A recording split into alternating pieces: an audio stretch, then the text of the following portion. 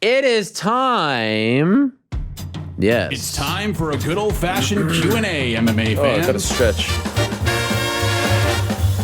Ladies and gentlemen, the moment has arrived to hear from the man himself, Ariel Helwani. Live from the Box Studios in beautiful New York City.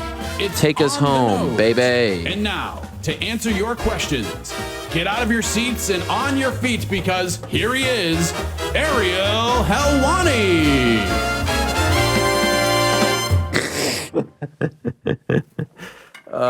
Some have compared my hips to that of Elvis Presley, the late great. Just needed to get the blood moving. Big show, big guests, a lot of names, hung up on twice, but no time for dilly-dallying. Time now for everyone's favorite segment of the week. It is time for On the Nose. All right, here we go, my friends. Let's answer some questions. There's a lot of hot topics in the world of MMA. Don't I know it? And I think that you guys, you have some questions. So let's answer some questions. Where's it going? Oh, here's my thing. Go to chronological. Okay. Nico Suave is first up. Any breaking news, Frank? Assuming the UFC makes a welterweight title fight in December, who do you think is in it? My money's on Usman versus Khamzat, with Khamzat taking the W. Khamzat's relentless cardio until blinding the champ from the corner with his incredibly white teeth will be too much even for the pound-for-pound king. Yeah, I could see it happening. I mean, there's definitely a path where Usman beats Edwards, Khamzat beats Covington. Sorry, Khamzat beats Gilbert, bypasses Covington, and goes straight for the title shot. I could see that happening. Not a great matchup for Usman. Probably, the toughest, I would say, to date. I can't wait for the Gilbert Burns fight. Can't wait for that fight. I think it's going to be a really interesting matchup. If Khamzat gets by Gilbert with flying colors, what are the odds in that fight, by the way? GC, you know? I think we've talked about this. Yeah, Khamzat's like minus 340 right now. Minus 425. Wow. Plus 320. So there you go. Yeah, I could see it happening. I could most definitely see it happening. Now, let's not disrespect Leon Edwards. And you know what I don't like about this Usman-Conor McGregor talk? A lot of talk about Usman fighting Conor McGregor. Did we all forget that Leon Edwards, who, by the way, same management team, Paradigm, is fighting for the belt next, probably in July? Let's not disrespect old Rocky Edwards, all right? I don't think that that's very fair. Trey, shalom, 2 quick things. I'm going to my first UFC event this weekend. Any tips on how to make the most of the experience? Yeah, go early, go from the first fight, enjoy the whole damn thing.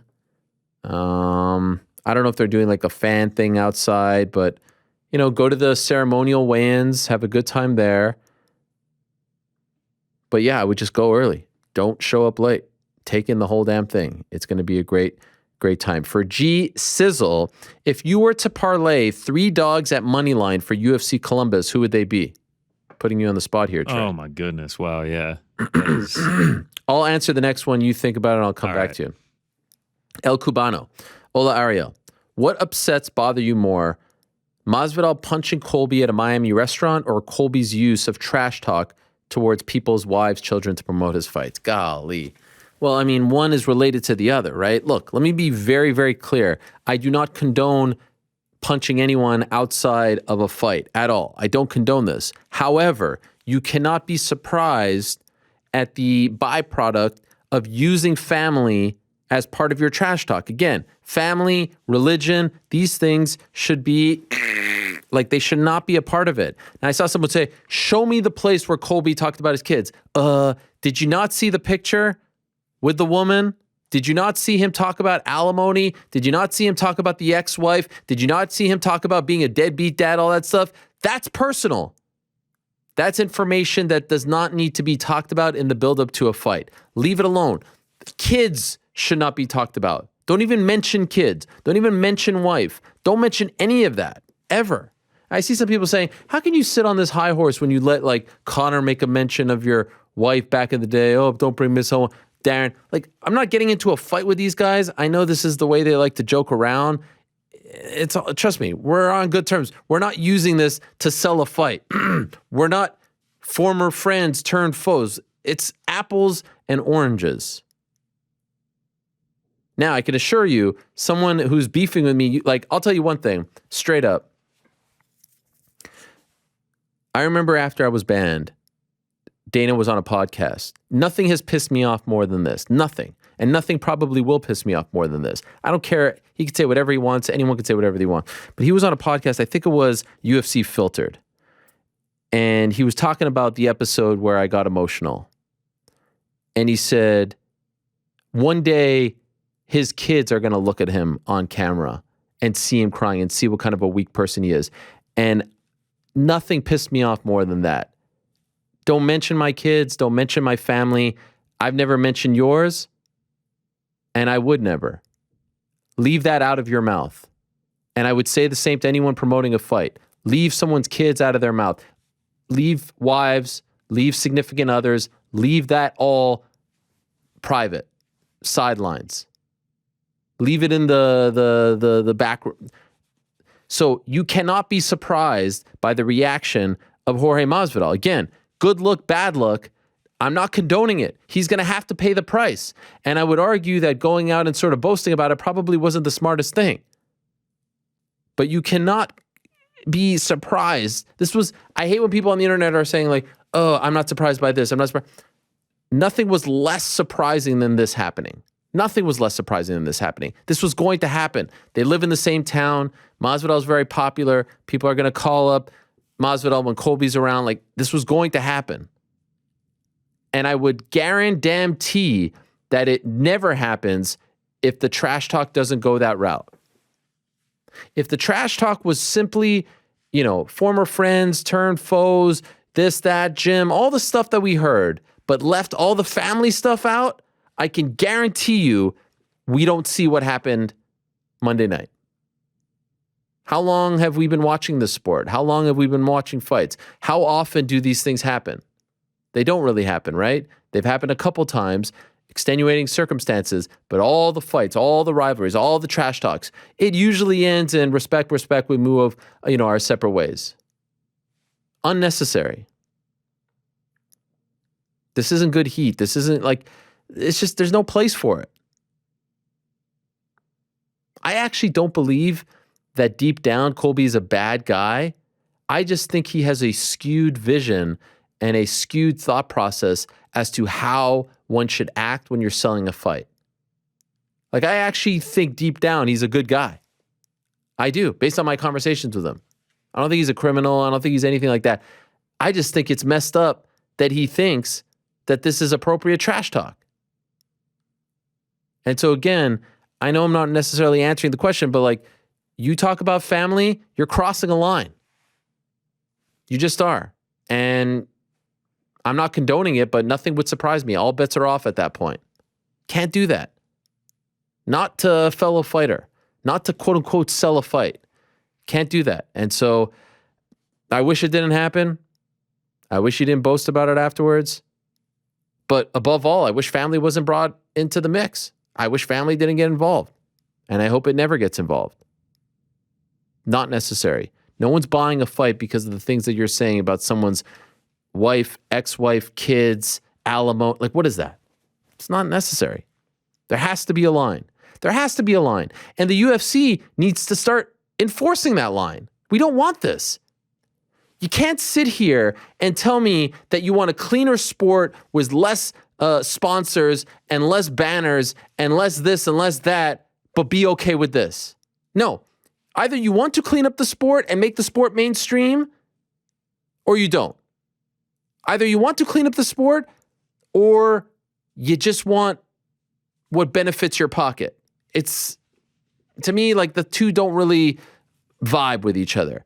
If you truly want to clean up the sport, if you truly wanted to make it ESPN and Disney friendly and all this stuff, get that crap out of it. And there should be repercussions for that so that this stuff doesn't happen. There's nothing wrong. I could also guarantee you that if someone pulled Colby aside and said, yo, man, leave this out. If someone pulled Conor aside back in the day and said, leave that out, I think that you would see pretty damn good results. I think you would see people adhering to that suggestion. Do you have an answer, GC? Yeah. Let's go. Kai Kara France, Chris Gutierrez, and your boy Mateus Nicolau, the Helwani dog lock of the week. That's right. That's right. That pays out at plus 1,600. That is not financial advice. That is not betting advice. I would not take that myself. But there's your three dog parlay. Thank you very much. Great comment here in the comment section from El Cubano. Someone asked if he was surprised. He said, not at all. Truly expected this out of him, Masvidal. I even think if he won 2 weeks ago, this incident still occurs. By the way, agree with Cubano. Maybe not as quick as it did, but still would have gone down. I agree. Newman. Hello, Ariel. Hello, Newman. With the talk of Colby going to 185 and getting an immediate title shot against Izzy is absurd to me. I mean, Cannonier is next, so it wouldn't be immediate. And seems like another way for Colby to avoid the boogeyman, a.k.a. Khamzat. If Colby wants to fight a middleweight, what about Sean Strickland in a number one contender fight while Izzy fights Cannonier? Don't hate it. Trash talk would be cringy. It would. But it's a good... By the way, I'd love to see Strickland and Paulo Costa fight. And if they do fight, loser has to get rid of his... Maybe loser and winner. Can we make it that? Like loser has to get rid of their... Or both have to get rid of their social media? That would be awesome. Or if he wants to fight at lightweight... A lightweight at 170. What about Gaethje if you... I don't know. Listen. Colby versus Khamzat next would make a lot of sense to me. And Colby moving up to 185 if he wants to fight a top contender there. And I wouldn't be surprised if they do Izzy versus Colby at some point. Stylistically, it is a very interesting matchup. It really is. But I think that Izzy versus Cannonier is next. Salutations and butt slaps, Ariel. This is from Persian Apothecary. Why do I always have a tough time with that word? Apothecary? Is it apothecary? It is apothecary. Marvin Vittori wearing his shorts backwards was pretty funny. What does apothecary mean? It's like a think of a pharmacist. Oh, I see. Can you mute my microphone for a second? Yeah. Marvin Vittori wearing his shorts backwards was pretty funny and endearing. For a more recent fan like me, could you fill me in on any other comical, unique moments over the course of UFC history? Love you. Oh, God. Till and Mike Perry, the spa one. That is a great one. This is from Nico Suave, Matt in Montreal. Any chill highlight video. Yes, the home invasion one. Tony and Verdum. That wasn't very funny. There's 1,000. I don't know.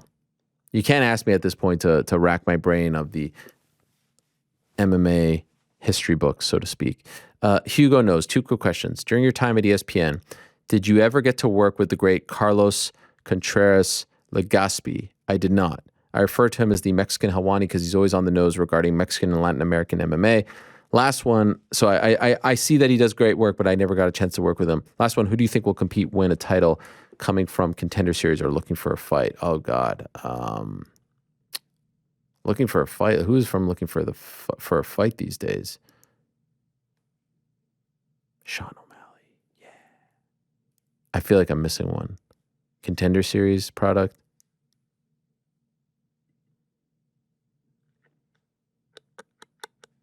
There's an obvious one. I can't think of it right now. Thanks as always for the great stuff from Matt S. To start, I will answer the hotbed question of when will Paddy start fighting real fighters? As gloriously documented at 648, Dana's close friend Dave Portnoy asked for Paddy to only fight cans. By the way, now you know why he has that sense. Same with Sean O'Malley. If you're getting paid 12 and 12, why wouldn't you want to fight people like he's been fighting? And honestly, I don't consider Vargas and Vendramini cans, but he's certainly not getting pushed the way Conor got pushed and the way other fighters get pushed. But this is fine. He's young. Like, honestly, the fact that he got rocked twice in those fights, but the fact that they ended very, relatively quickly and exciting fact, like, I would be in no rush. If I'm him and his team, give me 6 more of those. Why? He's super popular. He could sell out an arena. Everyone's talking about him. Why the hell not? What's the rush? When you consider the free marketing that comes with this, I don't expect to see Topuria fight in 2 years. Yeah, I mean, 2 years is a long time. It could happen within 2 years. Who do you think is being more discredited in the build-up to 273, Aljo or Dorino? Definitely Aljo. Definitely Aljo. Since the Paddy thing is being brought up, no one's hot tagged me yet, but I want to talk about this. So everyone's going crazy over him saying on that show yesterday, the Barstool show, Dave Portnoy show, that he made 12-12 for this fight. I have several thoughts about this, if I may. It's obviously a shocking number, right? 12-12, $4.5 million gate, O2 Arena, sold out, huge event, biggest night in UK history. He's one of the stars. He's the guy that they're all talking about going in and going out. Shocking number. Now, if you've been following the UFC and you know it's a second fight and you know the economics of the whole situation, you're not surprised by the number. This is what people get entry level. But when you consider these factors, this is why it doesn't sit well with people like me. And he could feel, if he's happy with it, God bless. Last year, the UFC's revenue was in the range of $1 billion. $1 billion. Okay? Their deal with ESPN alone generates in the range for them $500 million. Okay? A year. When you have a situation when you're making that kind of money and you have a situation where the vast majority of your most lucrative deals are coming in at a fixed rate, what does that mean? The ESPN deal is fixed. The sponsorship deals, all those deals on the mat, right? Fixed. Monster, Modelo, this, that, fixed. Crypto, fixed. Venom, fixed. TV deals, Combate, Global, TSN, fixed. Pay-per-view deals now, fixed. They have never been in a better position. Now, please be clear about this. Kudos to them. That's the dream. You want a fixed income. I want one. They want one. Fighters want one. Everyone wants to know what they're making when the year starts to when the year ends. And it's an amazing feat that a fight promotion has fixed income. That's incredible. Wow. Fixed? Now everything else is cherries on top, right? Gates, ticket sales, merchandise, that fluctuates. But all these big deals are fixed. So they know now more so than ever how much they're going to make, what's coming in. They can allocate that money now more so than ever. $1 billion, $500 million from just ESPN alone. And the biggest star on that card, the biggest name on that card, the one that everyone was buzzing about, got 12-12. Now, don't even begin to talk to me about the bonus, because we saw this past weekend, they can hand out 9 of those 50Ks. You want to add that 50K to it? You want to add, so 12-12, 24, 74K. If you want to do that, fine. I don't think that's fair because he wasn't guaranteed. He was guaranteed $12,000. That's what he was guaranteed. If he lost that fight, he was only getting 12. There was a chance that Paddy Pimblett could have showed up, all the buzz, all the buildup, all the talk, all the promos, all the media, and he just walks away with 12 if he loses that fight. Think about that, $12,000. And that's before taxes, and that's before you pay your manager, and that's before you pay your coaches. $12,000. Incredible number for a name like him, for a guy who's making that kind of buzz. And then people want to say, oh, he's got this Barstool deal, and he only has that deal because he's a part of the UFC. That has nothing to do with anything. The UFC's not, that's not part of their revenue. That's not part of the $1 billion. The Barstool thing has nothing to do with it. That's in large part because of who he is. Now, did Barstool see him because he was on a UFC show on ESPN? Sure. But you can't factor that into the equation. That has nothing to do with the pie that the UFC is eating out of. The other thing that is amazing about all of this is that when you go back to Conor's second fight back in 2013, August of 2013, UFC on FS1 won against Max Holloway. First fight, Diego Brandao, April. Second fight, Max Holloway, August. Conor made 12-12. What that tells me is all this talk from all these executives at the UFC is hogwash. Nothing's evolved. Nothing's changed. This is before the UFC got to ESPN. This is at the beginning of the Fox deal. If a guy like Conor McGregor was making 12-12 and a guy like Paddy Pimblett is making 12-12, nothing has evolved. Nothing has changed in 9 years. It has to change. Salary caps go up. Revenue sharing goes up. How has it not changed in 9 years? How could you be a UFC fighter and look at these numbers and say, oh yeah, I'm getting my fair share? And I love Mohammed Mokaev, and I love all these young fighters and how wide-eyed they are. But like, you talk about the PI, you talk about the people behind the scenes, $1 billion we're talking about, guys. Of course you should be having a PI. Of course these things should be at your disposal, because they are for every other high-level athlete out there. This is not a gift. This should come with the territory. And the one thing that I feel like always gets lost on people when they talk about these things are the managers. The managers get off way too easy in this game, if you ask me. Now, I have a great relationship with the vast majority of the managers, so I'm not trying to, pick a fight or point fingers, but let's call it like it is. In fact, let's go super specific here. Paddy Pimblett's manager is Graham Boylan. Graham Boylan has a great thing going for him. He's the head guy of Cage Warriors. He's been that guy for a long time, and they love to boast that they've sent, I think now, over 100 fighters to the UFC. It's a great farm system, if you will, and they've developed and located and recruited a ton of great talent that have become huge names.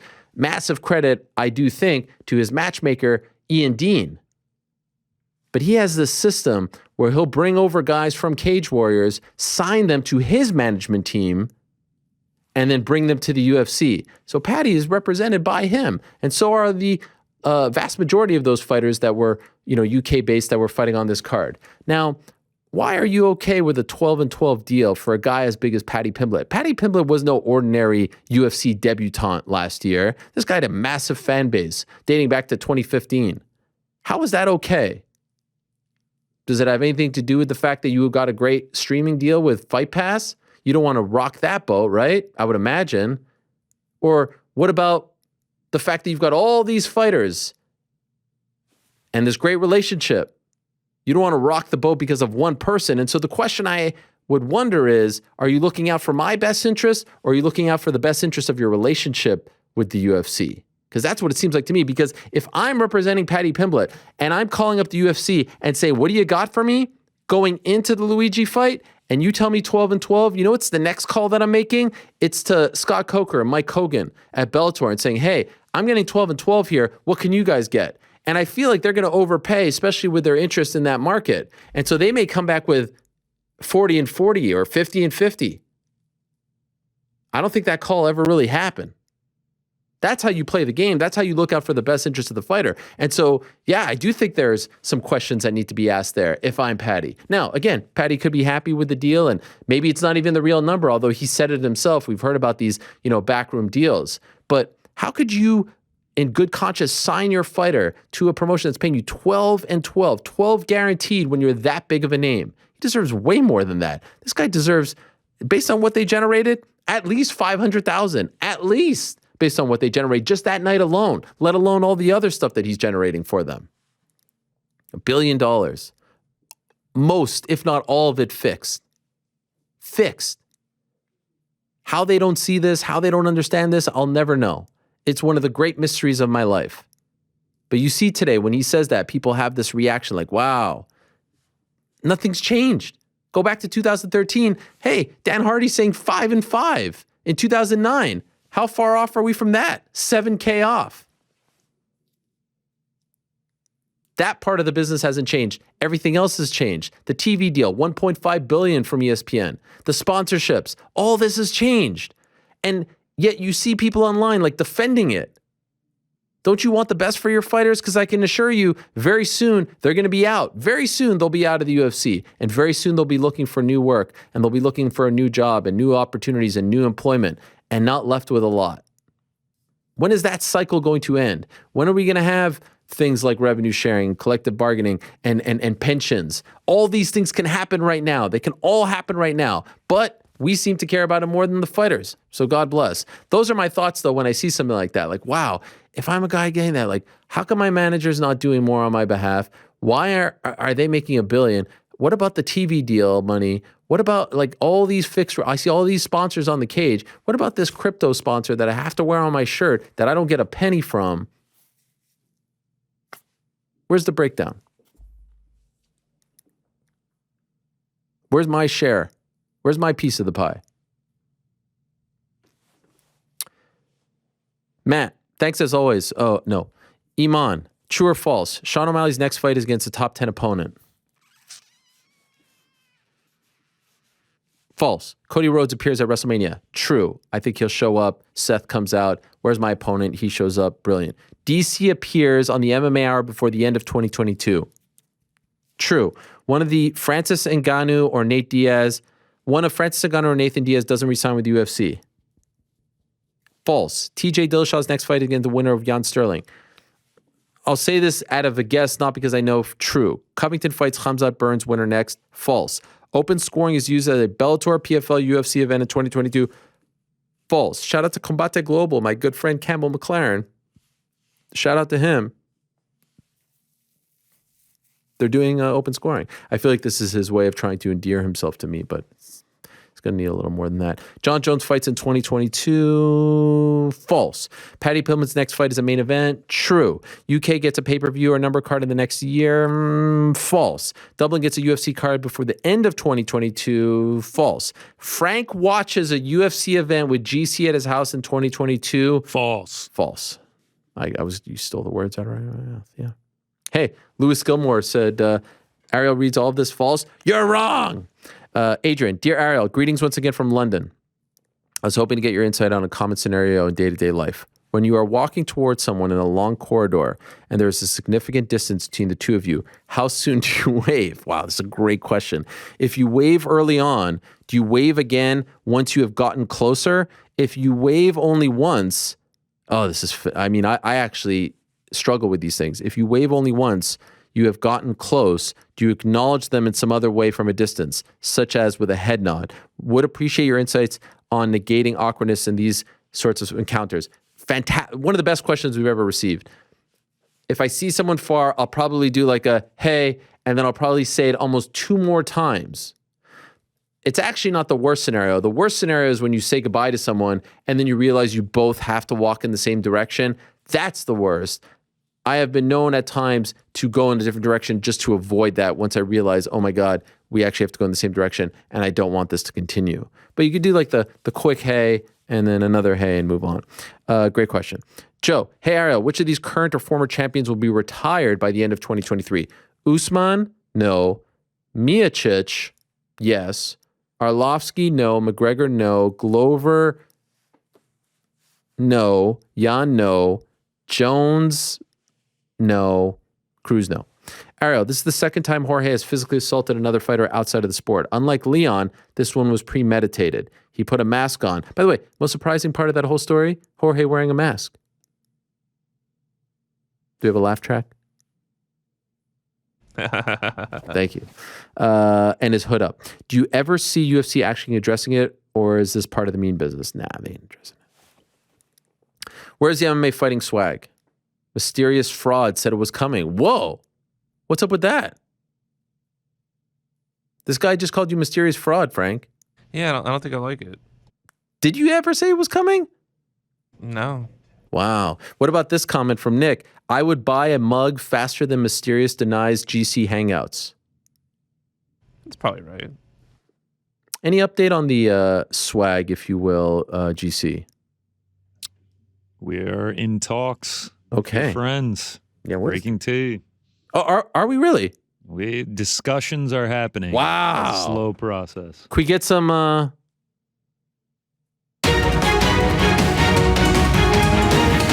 I feel like Tucker back there is being a little generous with the counter. Like, how did we just go up to 33? A question wasn't really answered. I mean, there. that constitutes as a question itself. Oh, okay, fine. All right. Ariel, Dana spoke earlier in the week about almost having to cancel the England card and head to Dubai. What are those issues and how close? I think the issues he was referring to was A, the arena, B, the Russia situation. Fighters flying in, that whole thing. Now that you and CM Punk are friends again, when can we expect him on the show? I don't know, but I'd love to have him.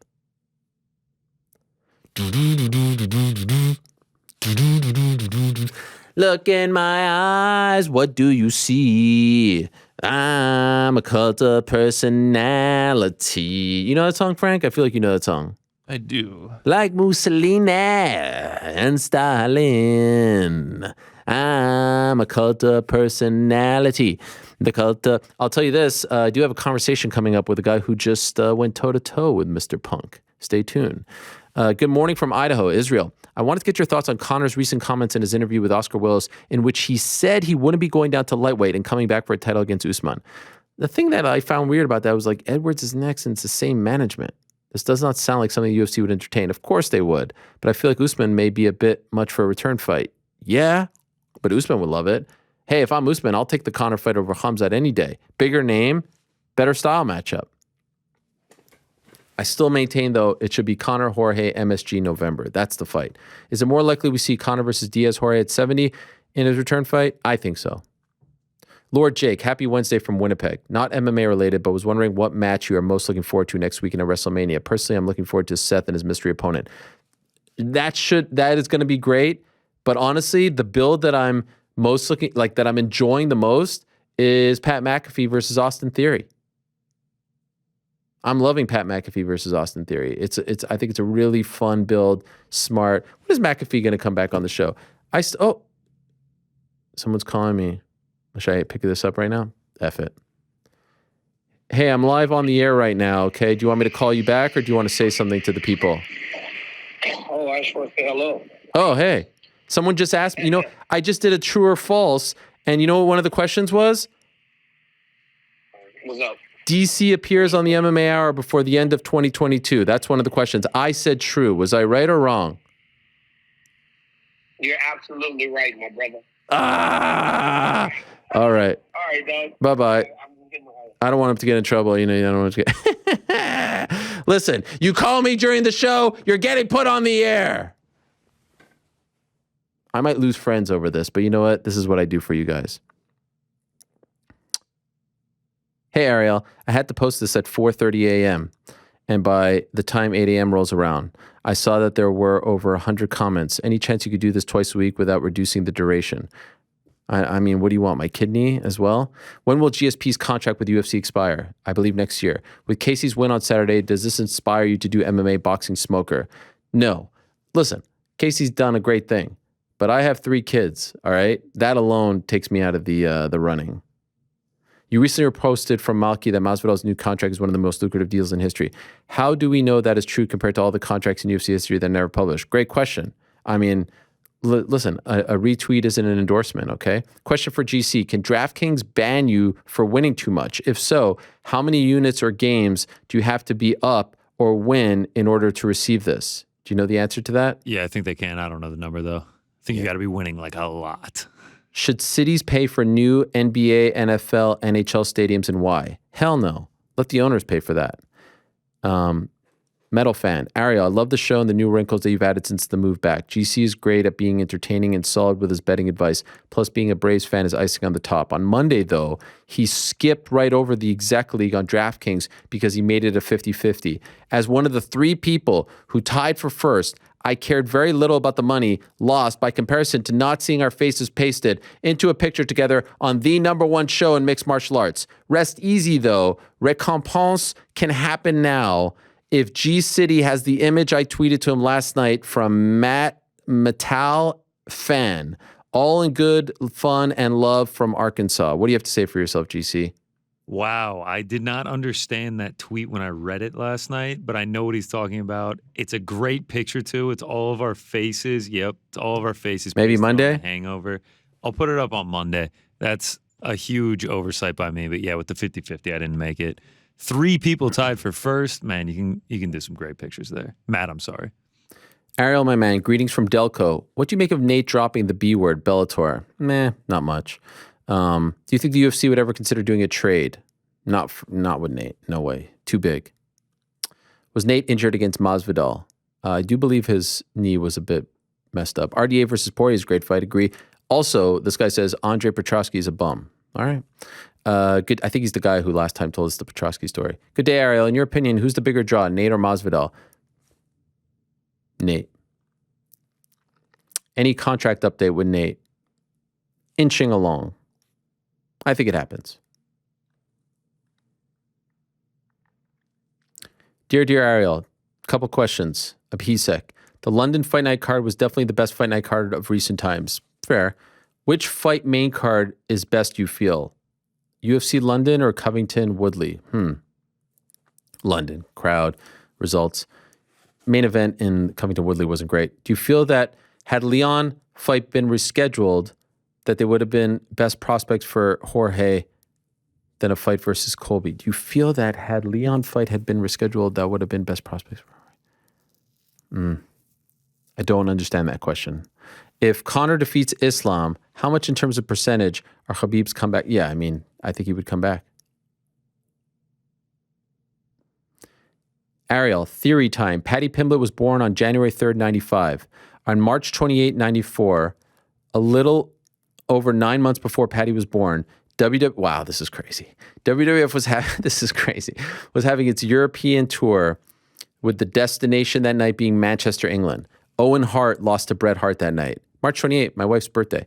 Owen and Paddy are around the same height, look somewhat similar in blonde hair. Could Paddy be Owen's son? I mean, come on.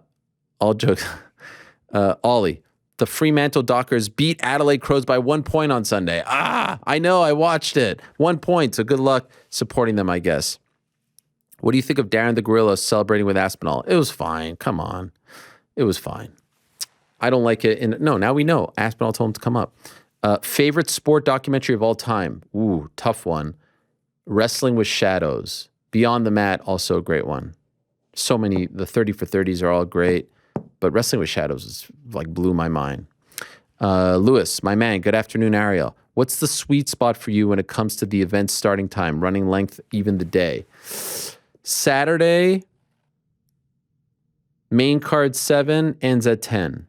I like that. Day cards are fun, but it is tough with the kids. You miss out on things.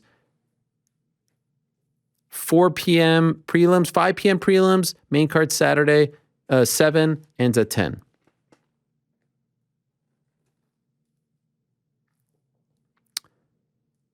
WrestleMania is coming up and it's split into 2 days again. Don't love the 2-day thing, by the way. Just for the record, I prefer it just being 1 day. Feels more special when it's 1 day, the big reveal. I don't know. That's just my thing.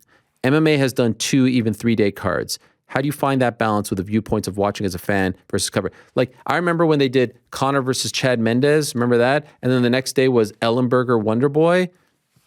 It felt like we had stuck around too long. And the Sunday Mania feels like it's sticking around too long.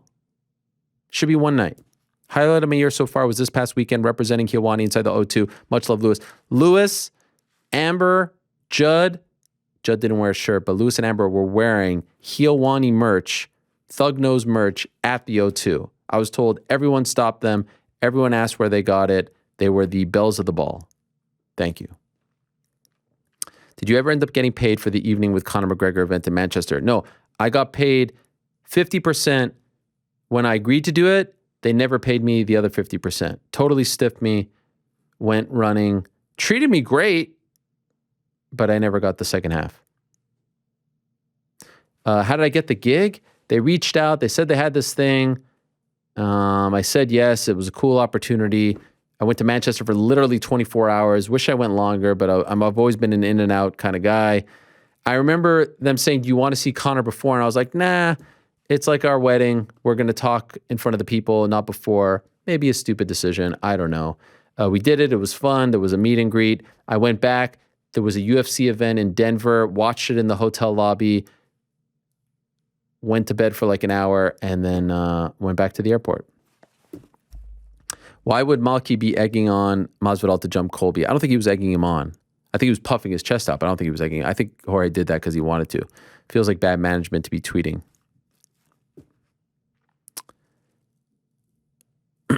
Hey, Ariel, you often ask fighters if there's a message they have got that stands out to them since their debut. I would like to ask you the same question. What is the best message you have received from anyone during your career? Man. I mean, when the banning thing happened, the messages were just insane. I'll tell you like one, well, there's been so many, I can't even remember. I mean, I remember DC calling me when I was in the hotel, when I was very upset. I remember I hadn't talked to Gina in a while, and she DM'd me support. That was very nice. But I mean, like the messages, the best ones are when people say that they've gone through a tough time and they listen to the show to forget about their tough time, or that they listen to me when they're at work, or when they're I don't know, on a study break and they choose to watch me. I mean, those are the best. Like when you are being used as an escape, when there's 1,000 million different things that you can choose, when they choose the show, there's nothing better. There's no greater compliment. Like the stuff that we got with DC and Helwani in the pandemic, that really warmed my heart. So I can't think of one, to be honest. But and I know a lot of the fighters say the same, but those really, they really touch me. Riley, I think this is a question for Frank Mysterio.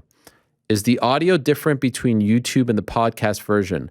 I normally watch the MMA Hour on YouTube, but last week I had to listen on Spotify, and it sounded quite different. Not different in a bad way, but it definitely reminded me of the old DC and Helwani on ESPN radio days. Oh my gosh. Frank? It's different. Is it different? Yeah. How so? Well, I remix the show. Right. And I do some processing to all the Zoom calls. But would it be better on... That's subjective. I think it sounds better. On the pod? Correct. Wow. You know, when I was at ESPN, the thing, they gave me they put me in a studio in Bristol, and I had a microphone. And for about a year, there was just a buzzing underneath the entire show. Bzzz.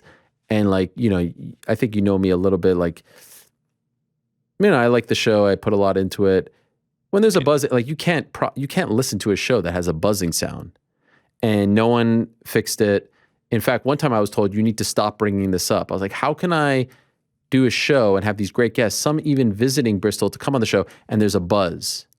So I have great respect and admiration for good audio, and a piece of me died every week when I had to do that show. I appreciate you leaving the epaulette at home. Yeah. Darnell, my man Ariel, it's your boy Darnell. Would it be on site for you if someone talked about your kids the way Colby did? I don't know. Listen, I'm not going to condone. I'll just tell you.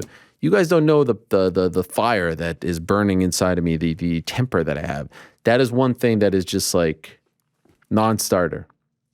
Kevin, I've been a longtime follower of your work and really appreciate what you do. I was wondering if you were aware of the legal action that's being taken regarding Jake Paul. He's being sued for essentially scamming his followers. He's being sued for one instance of it, but there have been at least 5 as far as I know. The video link below indicates, I can't watch this video. I don't know about this though. The video link below indicates that he's gone over 2 million to promote scams. I obviously don't expect you to watch. Oh, well, thanks a lot. I did not know about that. Honest. Some boxing questions for you this week, Mr. 107 Helwani. I was curious if you've recently gotten back to hitting the bag. No, but I do have like one of those dummy guys, the bully guy in my garage. It's actually been like burning inside of me. I would love to go back to the boxing gym. It might be time. I also think we would like to see what your combo speed technique be looking like. What are you talking about? I mean, this is the stance. Thank you. You always have to keep one. You couldn't even see the double jab there. And you gotta pour. You gotta pour. Just a taste.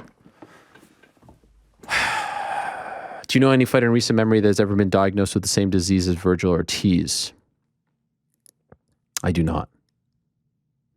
I know the story, but I can't think of one. Hey, Ariel, what match are you most looking forward to at Mania? McAfee Theory. Also, any chance of getting Paddy the Baddy on the show?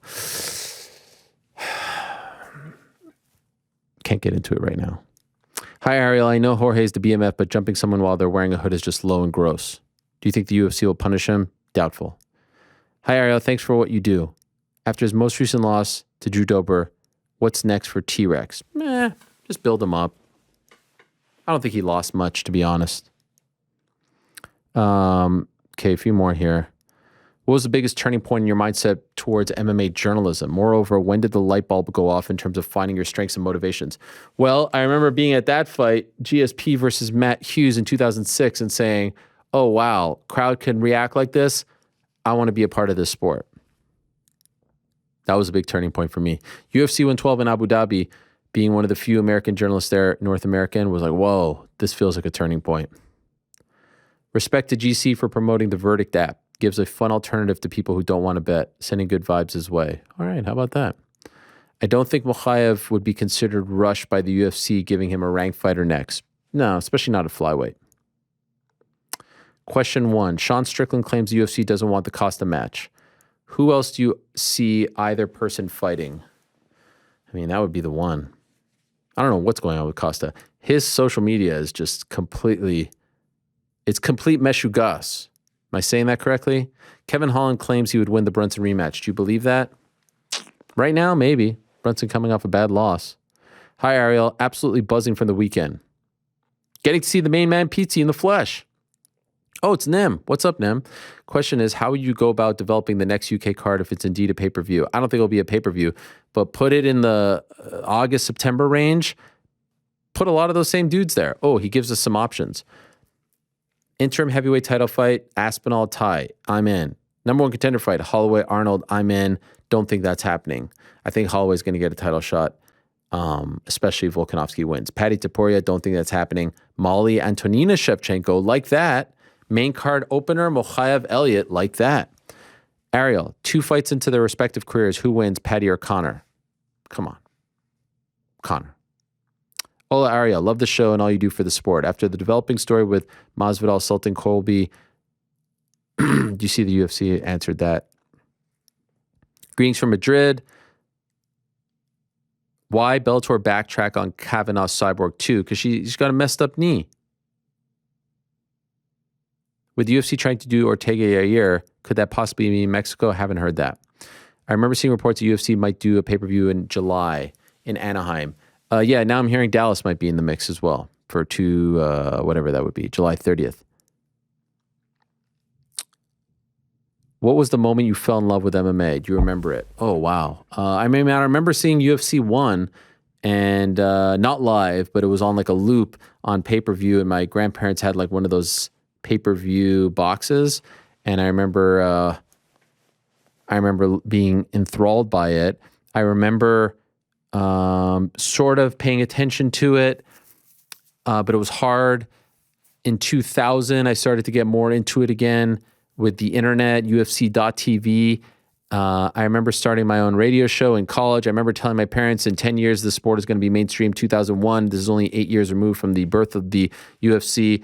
I want to be the guy. I remember on my radio show having Bruce Buffer on. This is 2001, Syracuse, and talking to him about UFC, having Dave Meltzer on, talking to him about UFC, Dan Severn on.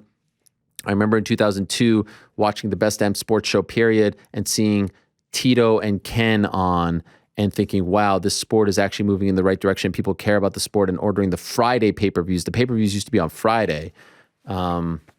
And then, of course, The Ultimate Fighter was a huge thing right after Monday Night Raw. That was gigantic. So all those moments.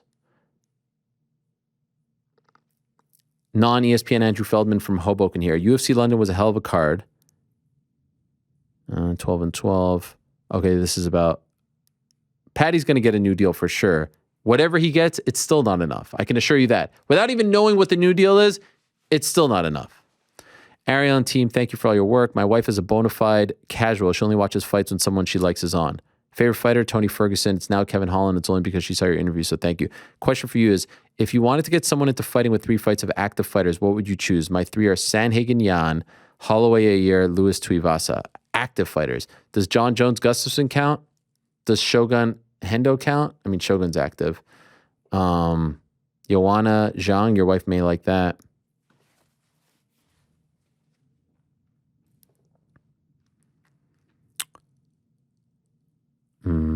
Update on Max Holloway. I think he returns to fight the winner of the title fight, April 9th.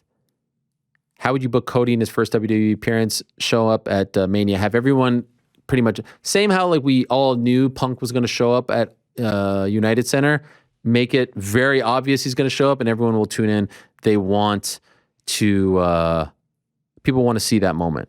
At this point, don't even debut him on Raw and SmackDown. Just have him show up at Mania. GC, you seem to have a strong hoodie game. Do you have matching sneakers to go along with the hoodies? I mean, not every hoodie, but I got some nice sneakers. Finally, someone respects the hoodie game. Yeah. Excluding anyone on the production staff, who has the most profound and encyclopedic knowledge of MMA history and culture? I think probably New York Rick. New York Rick or Frank Mysterio.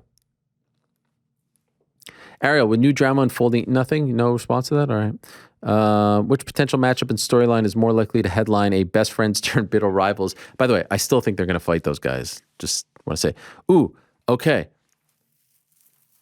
This is a matchup this guy's proposing. GC and Frank as the shining star versus control room curmudgeon, or GC and Rick as the babyface prospect versus crafty veteran. Oh, okay.